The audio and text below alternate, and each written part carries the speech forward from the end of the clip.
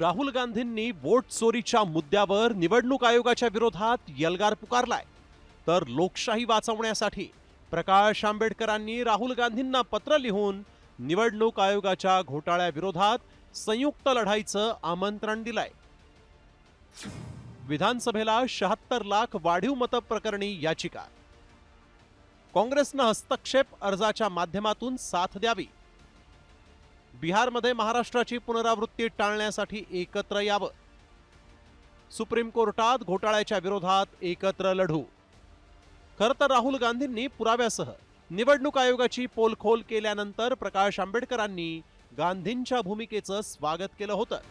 त्यावेळीही राहुल गांधींनी कोर्टातील लढाईत साथ देण्याचं आवाहन केलं होतं. मात्र आता 10 ऑगस्टच्या पत्राची आठवण करून देत प्रकाश आंबेडकरांनी काँग्रेसला संयुक्त लढाईचं पुन्हा एकदा आमंत्रण दिलंय.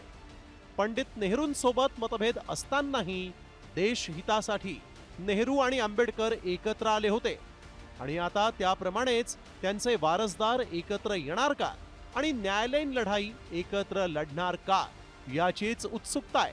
ब्युरो रिपोर्ट, साम टीव्ही न्यूज.